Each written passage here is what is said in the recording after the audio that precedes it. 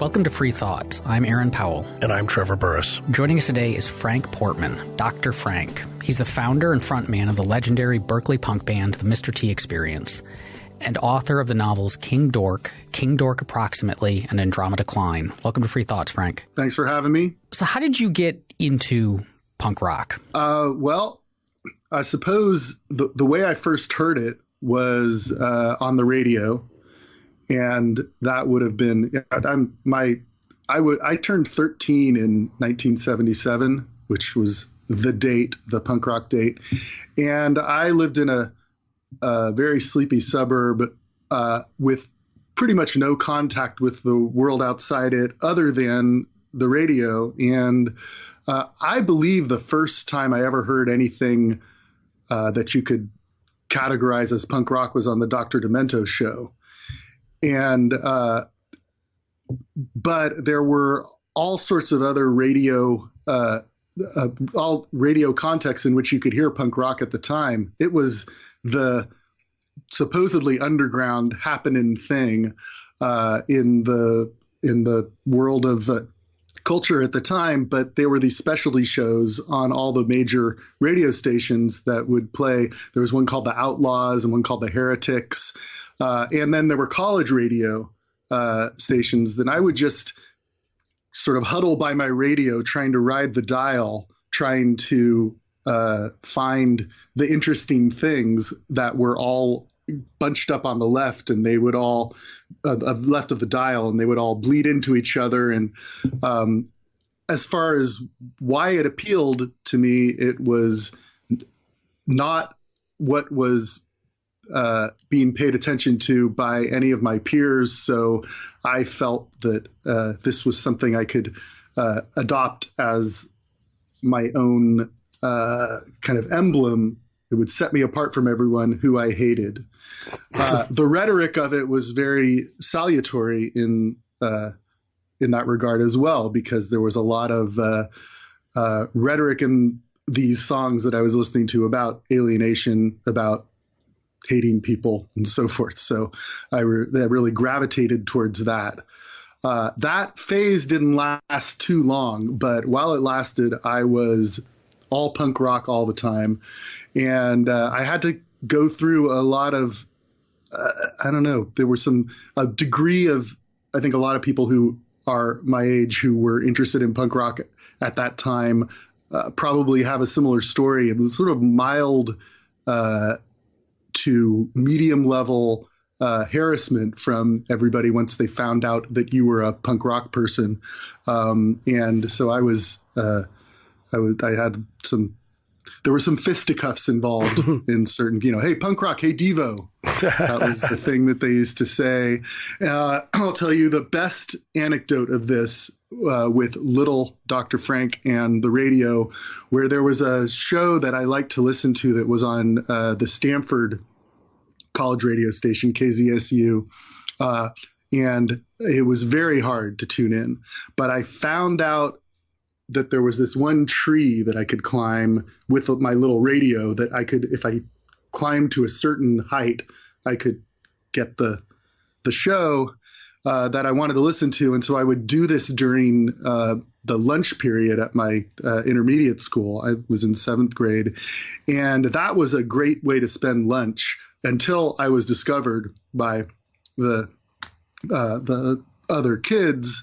There were a lot of mean guys that you encounter in school as in life.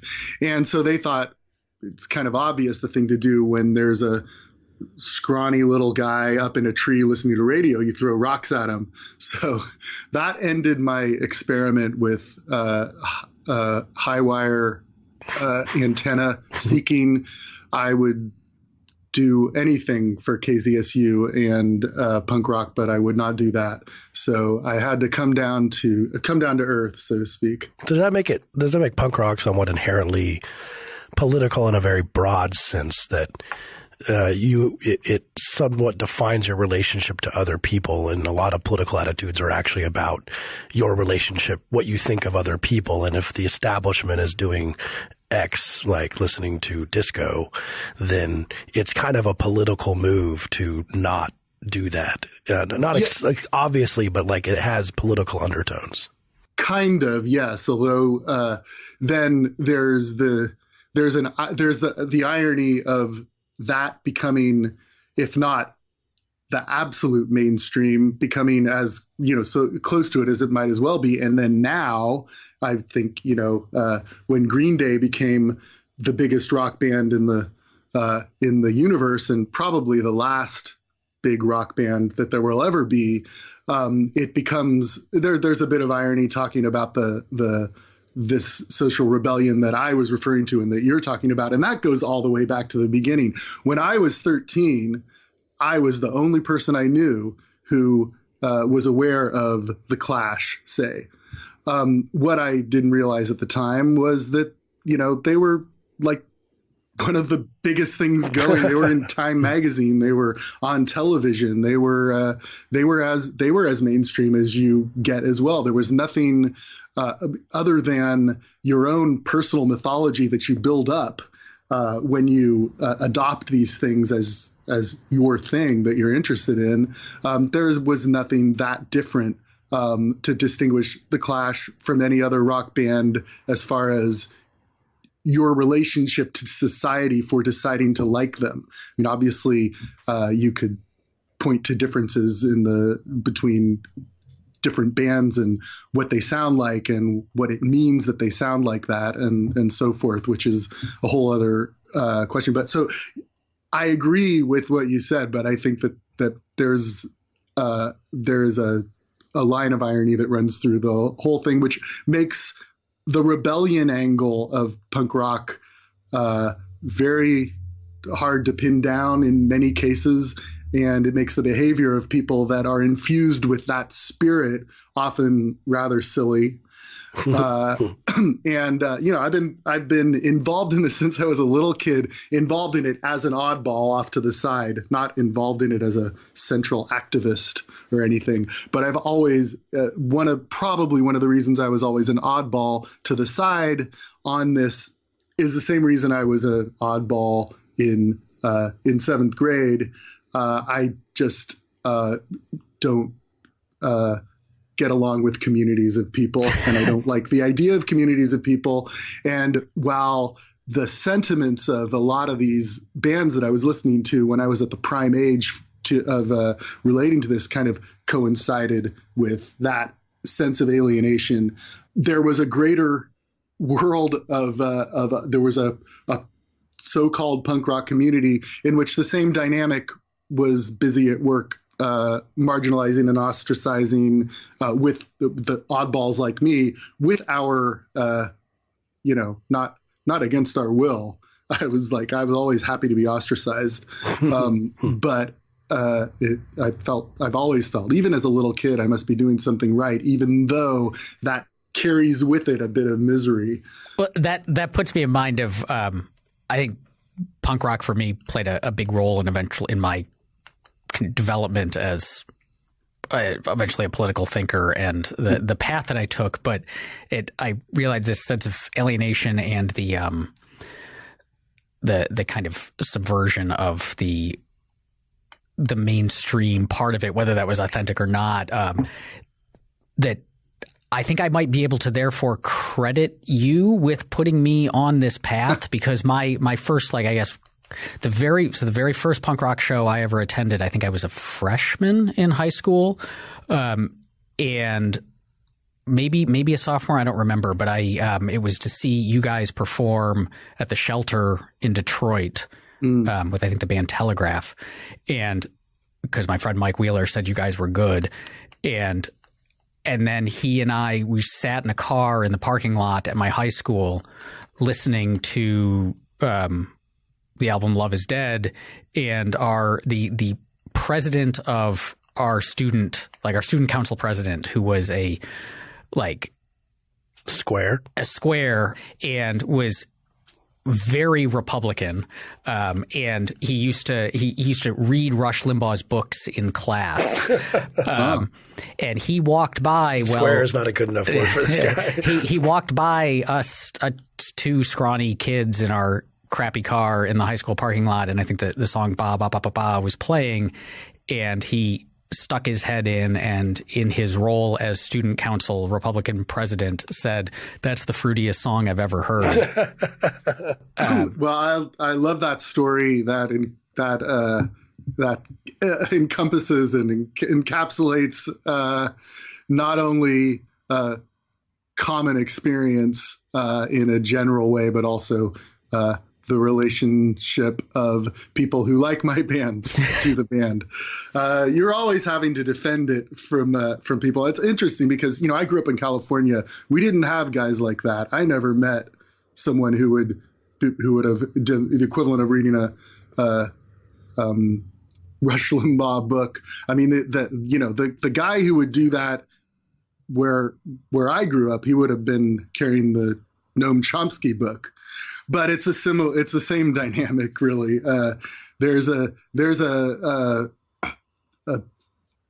acceptable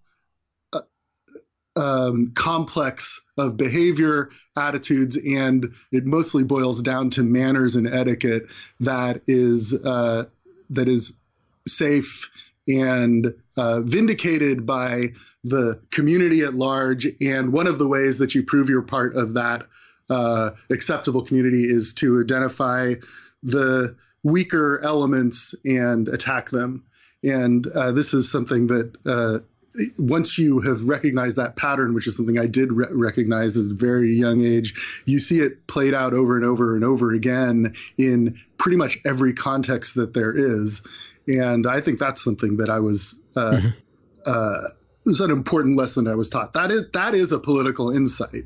It doesn't make you want to join a party. In fact, quite the opposite, unless your ambition is you really want to be that guy, which I never felt like I wanted to. Well, so then how did you go from being the 13-year-old climbing trees to listen to the radio to then playing in a punk rock band? So you listen to bands and you have a fantasy life where you're a member of a band, where you're in a band, you're the greatest band in the world in your head. And, you practice, you start miming playing the guitar with a tennis racket, and then you maybe switch to an actual guitar at some point. And it's very much like when you first start doing it. When I first started doing it, it was very much like playing Batman or Star Trek or Billy Jack or whatever we used to play. And for me, that kind of current of fantasy extended all the way through when I, entered high school, became a teenager, and then you gradually got more elaborate with playing Batman, or playing Rockstar. So you had a real guitar, and you found some other guys to play with, and you pretended to be a band, and you would have pretend shows, which at first was just in, the basement, and then you managed to maybe finally find a place to play. But it was, you see you see the dichotomy that I'm setting up. There is a real world of real rock stars, real, show business. And then you have this fantasy imaginary version of it that you play at. And then for me and people like me, this, mirror, this sort of rather pathetic parallel version of the real thing continues on for your whole life, and you wind up with a sort of career. But it never, when I first realized that I had a band that some people thought was a real band, it was, sometime in the 90s, and it just really shocked and amused me because it never quite seemed real. And it never was, real in the sense that, nobody ever got rich over the Mr. T experience in any way, shape, or form. It didn't justify itself economically at all. And sort of in terms of the gratification that you get from being in a band, you do have a lot of fun in being in a band. You meet a lot of girls, you have a lot of interesting experiences, but it's I've only recently, just very recently in the last few years, had the experience where I can look back on it and pick bits of it out that seem edifying, where I can say, I'm glad I did that. Look, I did that. That's, I didn't know what I was doing at the time. But that kind of, where you have a satisfying artistic career, that was never part of the world of doing it. And as far as what you are thinking of when you do it, the whole time when you're in a kind of a marginal operation, like not just my band, almost all the bands, hardly any bands are ever successful to any degree.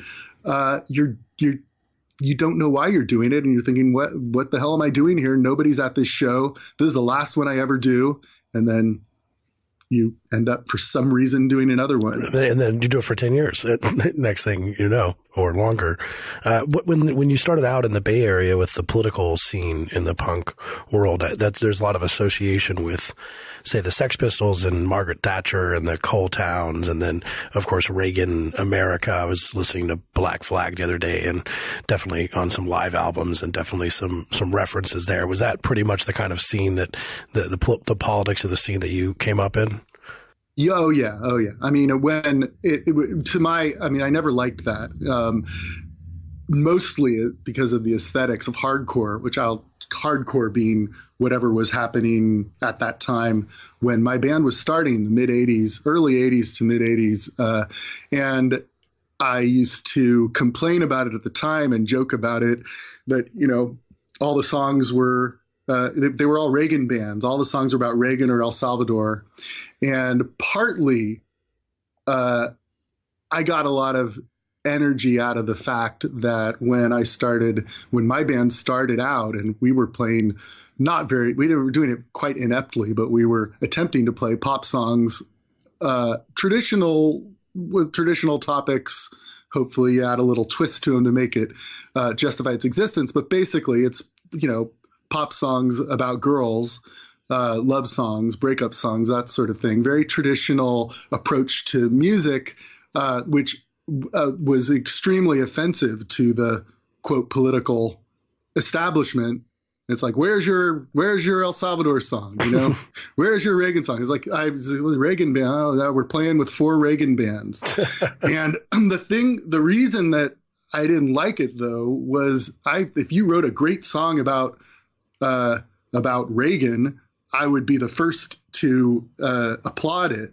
But what I didn't particularly care for was the fact that there was very little attention paid to the songwriting. The songs were not that good. The bands all played really fast, so there was not much rock and roll about it. And then, lastly and least importantly, although maybe most annoyingly, it was all very preachy. Is a combination of ideological preaching and almost complete ignorance, which about what they were ostensibly talking about. So I rebelled against that immediately. But the way that I felt about it at the time was just, I was born too late. Why couldn't I have been 20 years old in 1977? Then I would have jumped into a world where the punk bands were still playing pop songs. That's how I felt it at the time. That relationship to punk bands and Republican administration, I think it's probably still continuing to this day. But for yourself, other than rebelling against the sort of predominant and somewhat banal political views that were everywhere, did you have political views yourself where you thought that at that time that they were overstating or wrong about what they were saying? I've revised this opinion a bit now. I assumed that nobody believed any of the things that they were saying and that they were just faking it.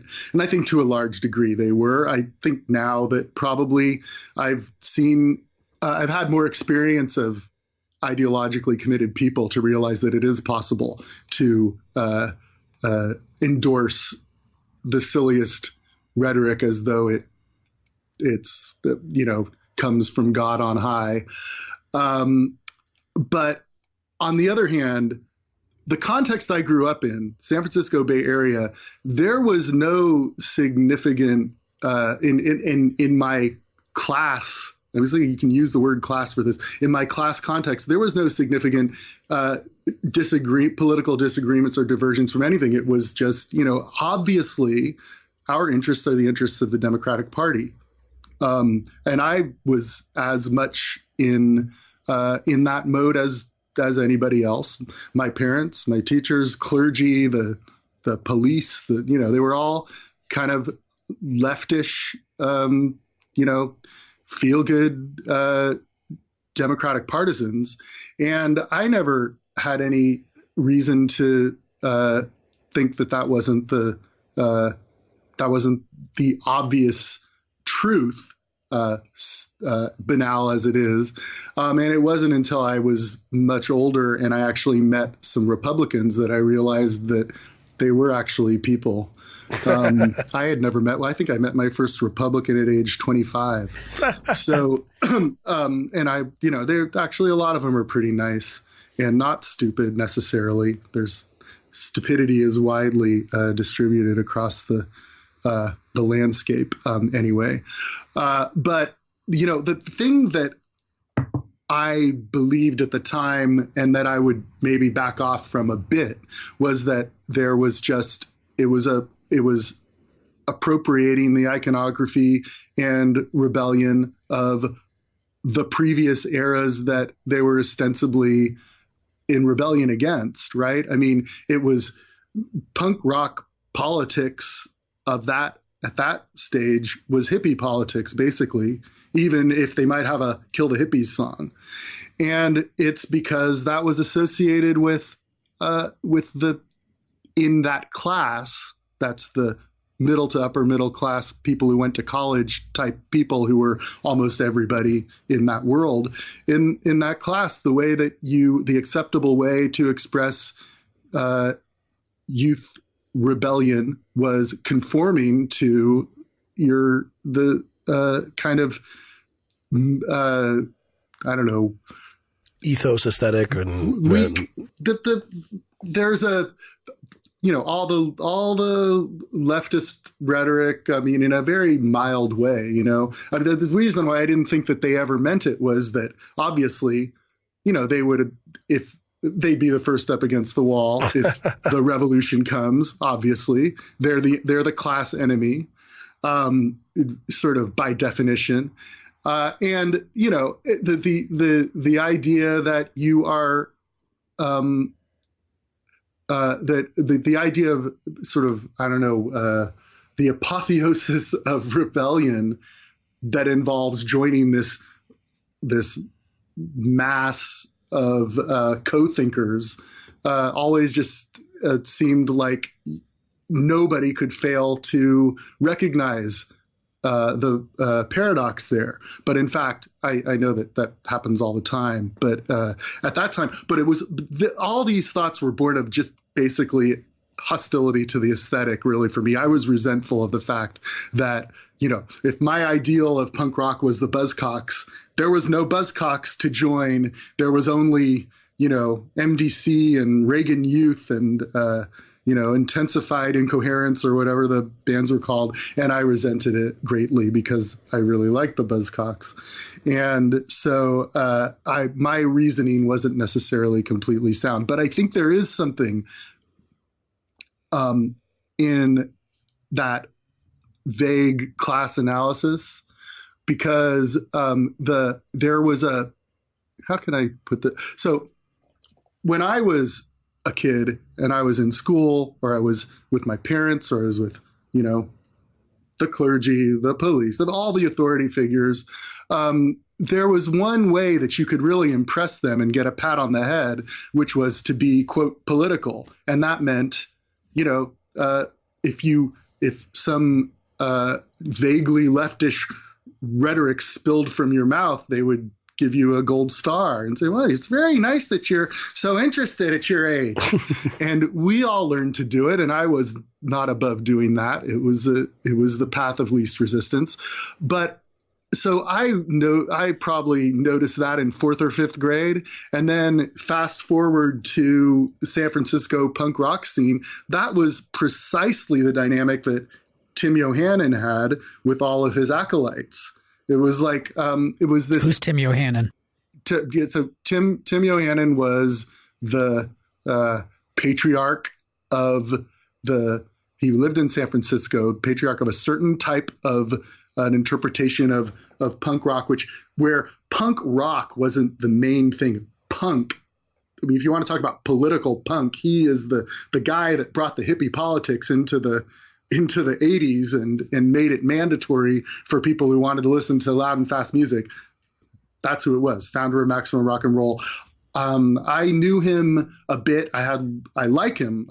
He's not around anymore. I liked him very much. I had long conversations with him, and during these conversations, I was probably more shocked than I have ever been in my life when I realized that he didn't really like the music that he was championing either.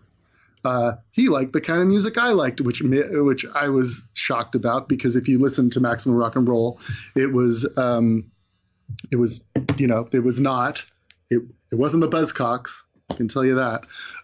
But if you looked at his record collection, he had all the Sweet singles, he had all the Stones singles, but he was championing this very, to me, unlistenable music. And because he believed that he was a communist, and he believed that this was the way to the revolution and to start a youth movement that would overthrow the government. He really seemed to believe that. So, but the idea that you can embody some spirit of rebellion by stepping into a complex of clothing, iconography, and rhetoric, people love to do it. And these authority figures encouraged it, in my way of looking at it at the time. And now I think that's true. I mean, basically this fourth grade situation of your teacher patting you on the head because you've heard of Noam Chomsky continued on through the rest of social dynamics as I observed it through adulthood. Wait, so your kind of rebellion against that, I suppose, in the scene was in playing pop songs about girls. But were there bands around then that were political but were pushing a different sort of politics? Not in my experience. I mean, so I have to say, the scene that happened, that became famous, that happened around the stuff that we were doing. One of the things that characterized it, and one of the things that was good about it, was a de-emphasis of that, and more of an emphasis on what makes music interesting and fun. So I would accept. I mean, it's the kind of hardcore political thing where every band was like they had to issue position papers on the issues of the day. That wasn't a part of that scene. However, in the passive way where everyone pretty much agreed with everyone else on this kind of watery left liberalism, that never changed in my world. And in fact, there was a scary other politics associated with quote punk that was the right wing, the Nazi punks and that sort of thing. I never directly encountered that other than in denunciations of it by Maximum Rock and Roll, and it turns out now that he was like the Witchfinder General. He went a bit too far, and if you read the Agnostic Front stuff that in the book and that has come out lately, I think he was unjust towards them, but at the time they terrified me, and I didn't want anything to do with that. But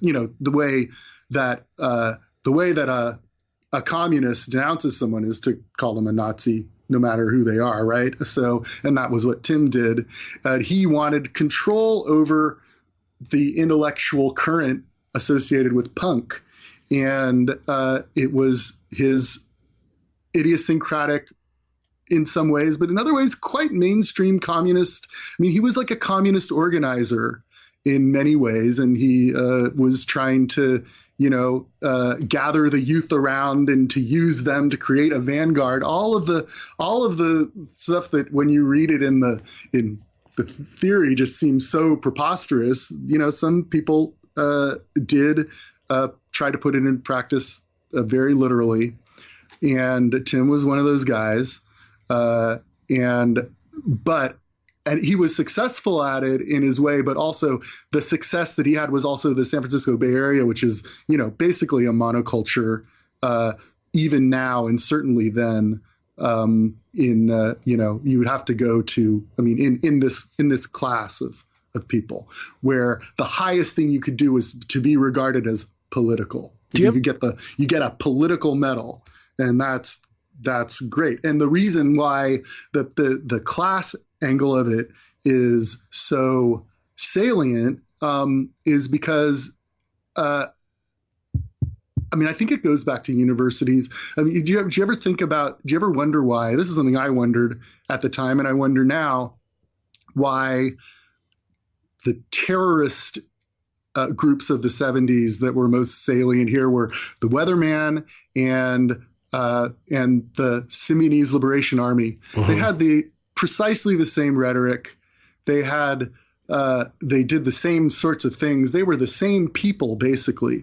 But the Weather Underground came out of the university system that were people like us. And I think that people associated them with some kind of higher truth, higher meaning that was leftist political, whereas these SLA bozos were saying the rhetoric, but they didn't have the antecedents. And this is the reason why I'm thinking of this in connection with punk rock, is that a lot of the aesthetic that and the kind of accoutrements of the punk iconography seems to have come directly from that world. And when I went to my first punk rock show, pretty much, which was the Clash at Kezar Stadium, I didn't know how to do it. I didn't know how to punk, but I was 13 years old, and the thing that happened when you left the concert hall, you picked up all of your punk rock stuff. Like if you went to see, Steve Miller, you'd get your Steve Miller shirt and your Steve Miller hat and stuff. Well, what you got was people handed you the Revolutionary Worker, and I still have I swear to God, somewhere I have a handbill for the RAF, which is the Red Army fraction, the Baader-Meinhof gang. And I thought it was cool. It had a machine gun in a circle, and it looked like a punk flyer. Well, that aesthetic in a sort of only half understood way in many cases of what it refers to cycled through the generations of punk, and you still see it now. It's like a lot of these things came as sort of crashing revelations to me. It's like, wow, I was carrying around this terrorist flyer, and when my dad came to pick me up and he saw my armful of revolutionary communist propaganda that I was coming back from the Clash concert with. And I just remember the one thing he said, sort of staring off into space, was like, the communists often try to find alienated youth of high intelligence. And just, well, they didn't catch me, but so to answer to your question, no, I never encountered this scary right wing, even though it certainly existed. It existed in Europe, and I guess there were skinheads here as well. Although I never believed I never thought anybody was serious about anything because I thought, how could they be? Mm-hmm.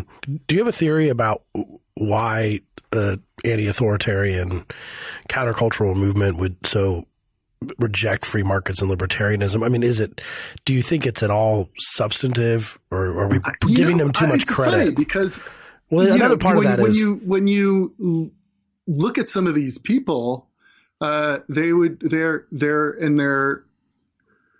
way they conduct their lives, that there's something very.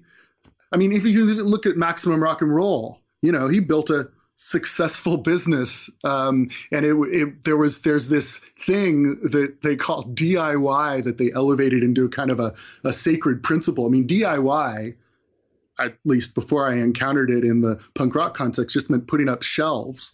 But it's like, if you DIY, you can make your own products, sell them, and keep the money for yourself rather than giving it away to some corporation, corporate entity. Or I mean, they were the most committed capitalists that you'd ever meet, but of course not in name. And so, I don't know. I think the explanation has got to be psychological, and because what I'm saying is a lot of the figures in the punk rock world seem that espouse libertarian ideas, certainly, and there was certainly a libertarian as an adjective strain in a certain sector of the hippie politics that they adopted, again, not in name. So you would think that there would be an affinity, and I think a lot of times as people get older, they recognize that, and you don't. I mean, sometimes you don't.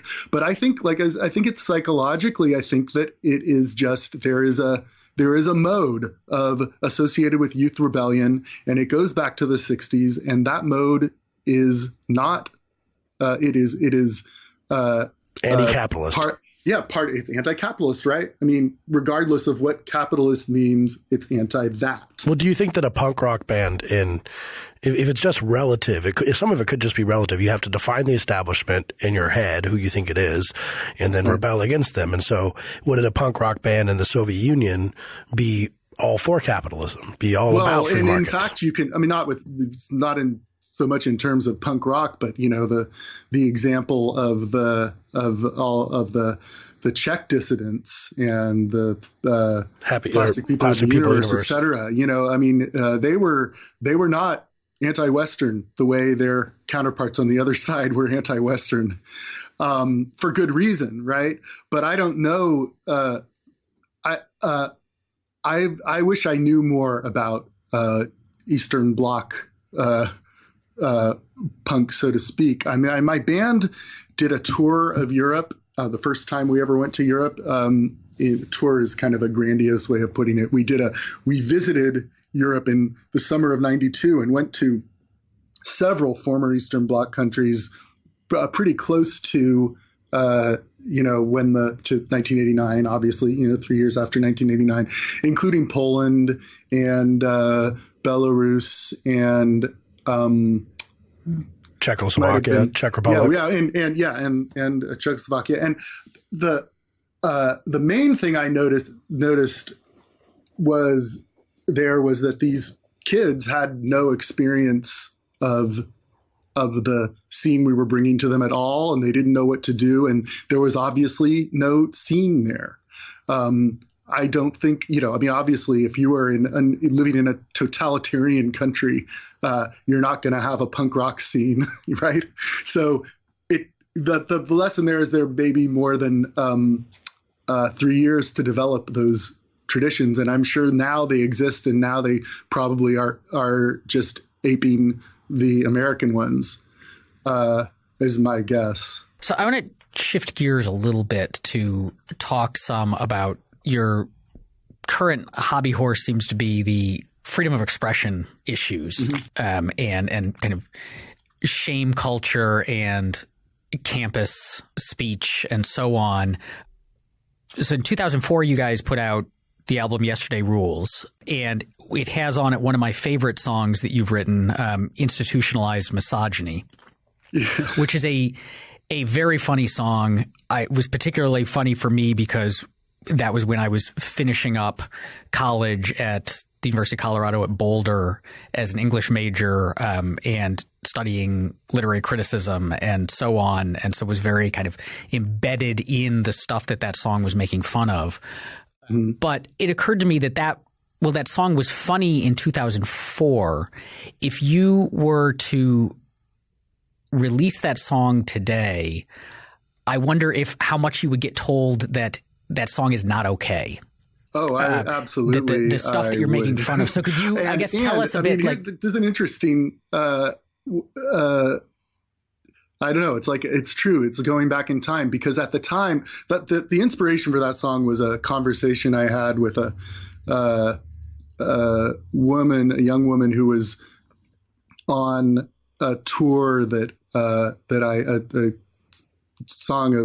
tour of singer-songwriters, little brief tour that I did. And there was just this one night where she just was talking kind of canned rhetoric about Foucault, et cetera. And I just found it really amusing.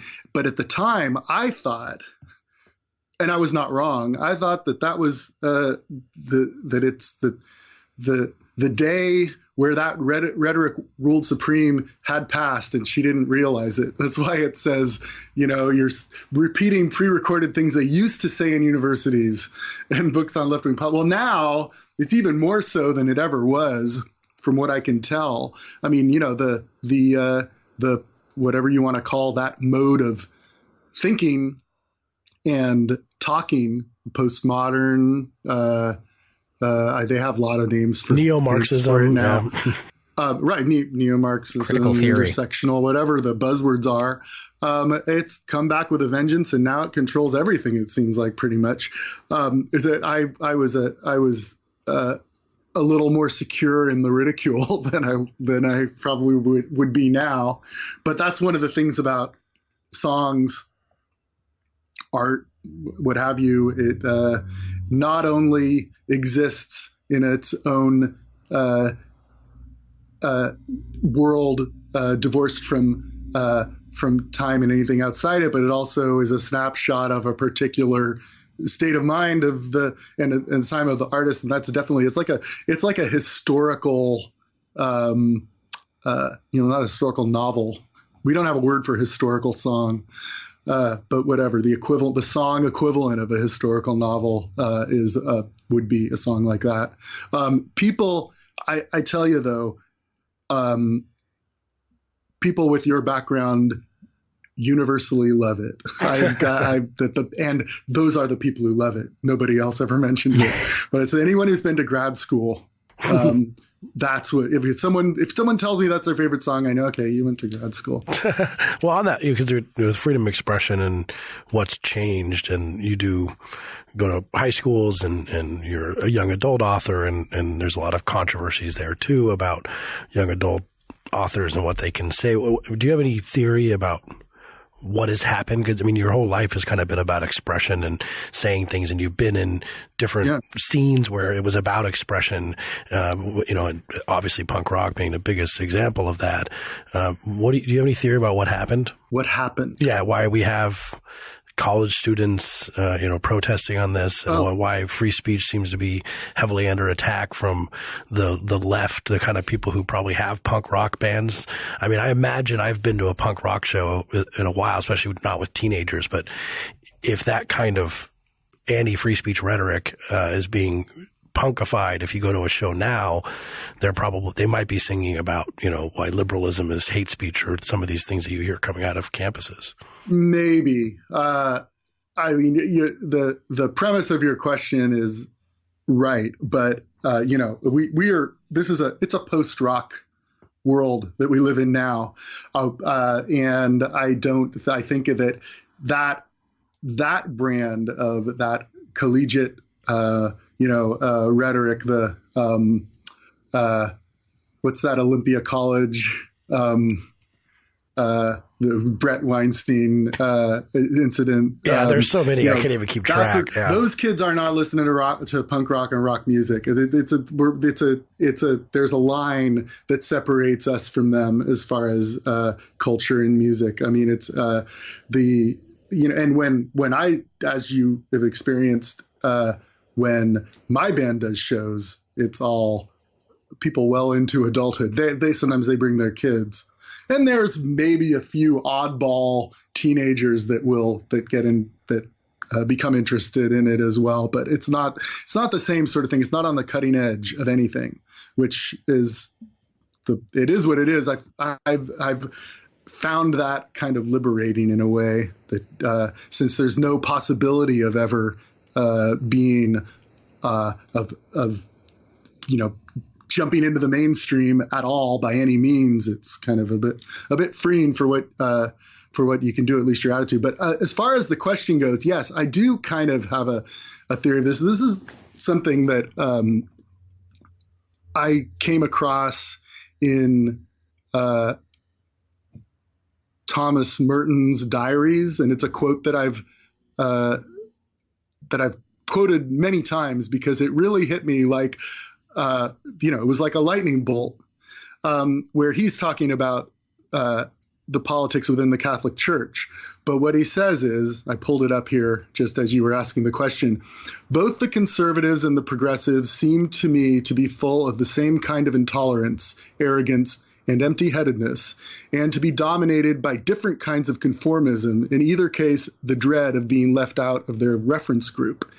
And what I read that when I first saw it, I read it 10 times, and it suddenly dawned on me that of all the confusion that is wrought by trying to understand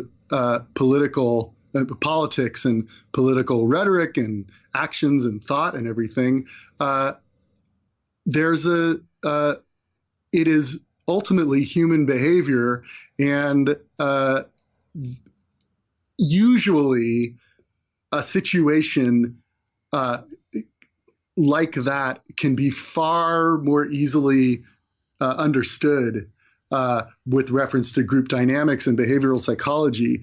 And I have since sort of following that teaching as far as how to look at political behavior, I have never seen a situation that does not a political situation that does not bear that out.